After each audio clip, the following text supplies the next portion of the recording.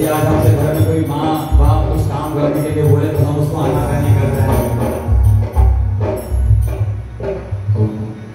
भगवान कृष्ण भी कुछ न कुछ लेना प्रसन्न हुए, पूछा क्या मांगते हो, मांगो।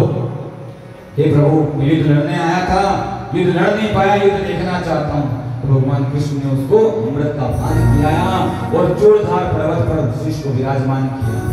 वहां से बर्बरीक ने पूरा युद्ध देखा। अब युद्ध जीत गए पांडव। अब 5 पांडव थे, किसने जिताया? अर्जुन बोलता मेरे बाणों ने जिताया, युधिष्ठिर बोलता है मेरी गदा ने जिताया, भीम बोलता है मेरी गदा ने जिताया।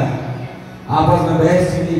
चलो माधव के पास उसे दुख है, चलो चले मरली वाले के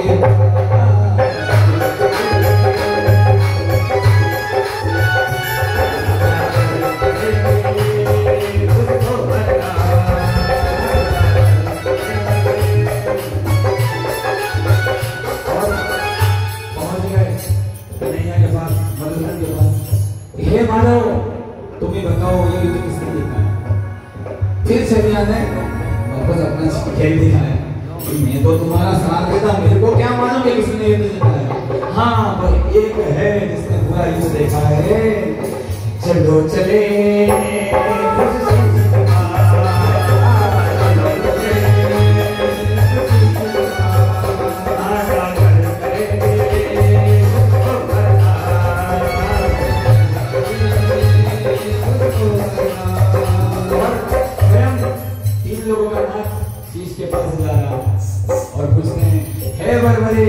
बताओ ये युद्ध किसने जिताया है? बर्बरीक के मुंह से आवाज आई, हे पांडव किस बात का अभिमान करते हो? इस युद्ध में लड़ने वाला भी नारायण था, लड़ाने वाला भी नारायण था, मरने वाला भी नारायण था और मारने वाला भी नारायण था। माधव को ये बात पसंद आ गई और अपनी नाम उनको वरदान में दे दिया। तभी से बर्बरीक को श्याम कहा जाता है और उनका शीश बड़े समय लंबे समय मतलब द्वापर युग से कलियुग के बीच कलियुग में इतने समय की लंबी प्रतीक्षा के बाद ठाकुर की पावन धरा में शीश प्रकट हुआ, इसलिए इनको ठाकुर श्याम कहते हैं। सिर्फ शीश इसलिए धड़ कुछ भी नहीं है, हाथ नहीं है, पैर नहीं है, पास में एक मोर छड़ी रखी रहती है। और आज भी बाबा श्याम 2 वचनों को निभा रहे हैं, हारे का सहारा। जब सब द्वार बंद हो जाते हैं, जब व्यक्ति हर जगह से हार जाता है तो माँ यदि पहुंचता है तो बाबा तुरंत हाथ पकड़ता है, बोल हारे के सहारे। और 11 का महत्व इसलिए फागुन शुक्ल एकादशी को बाबा ने अपने शिष्य का दान दिया था, बर्बरीक ने अपने शिष्य का दान दिया था। तो वो 11 बड़ी कहलाती, बड़ा महोत्सव मेला होता है, द्वादशी बड़ा मेला होता है। और जो देवउठनी एकादशी आती है इस पे प्रागट्य हुआ था, तब से शुक्ल पक्ष की एकादशी पे वहां पर अपरंपार भीड़ आ रही। यदि आप नहीं जा सकते, मैं नहीं कह रहा कि आप जाइए, मैं नहीं कह रहा कि आप मानिए, पर यदि आप 11 के दिन दीपक लगा करके भजन भी सुनाते हैं तो बाबा घर से भी सुनता है। बड़ा ही पावन उत्सव हो सकता है बाबा की कथा किसी को पसंद आई हो नहीं हो, पर एक बार जोरदार देगा, बोल हारे के सहारे की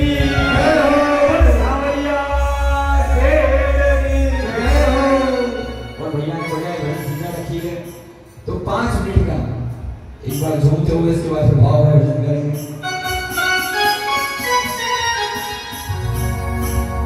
मेरी झोपड़ी के भाग आज खुल जाएंगे, राम आएंगे।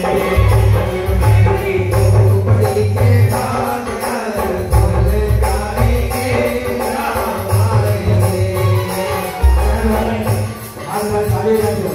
यदि आप करोगे नहीं कोई बेटे बेटे झूमते हो, मेरी झोपड़ी के भाग आज खुल जाएंगे, राम आएंगे। मेरी झोपड़ी के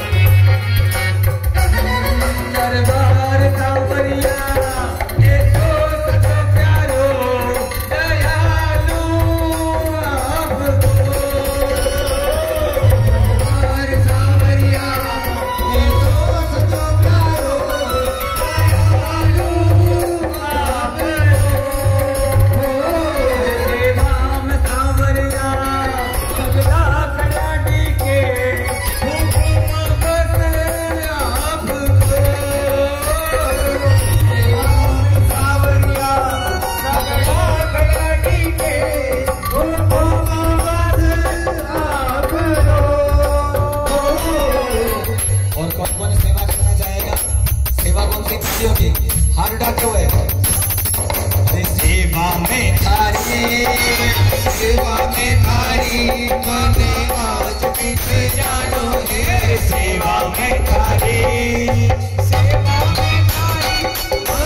आज बीत जानो है मन को किसको गाता है कीर्तन की है रात कीर्तन की है रात बाबा आज थाके आनो है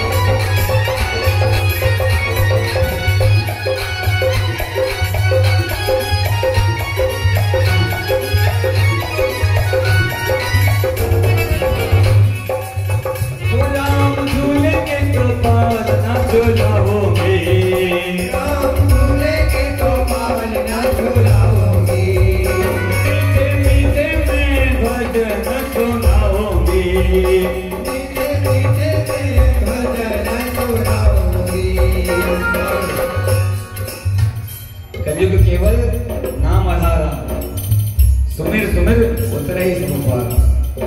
तो हम कलयुग वासियों का एक वरदान है कि हम सब नाम लेंगे भजन करेंगे उसमें ही हमारे सारे दुखों का अंत हो जाएगा। तो क्या बोलेंगे राम झूलेंगे तो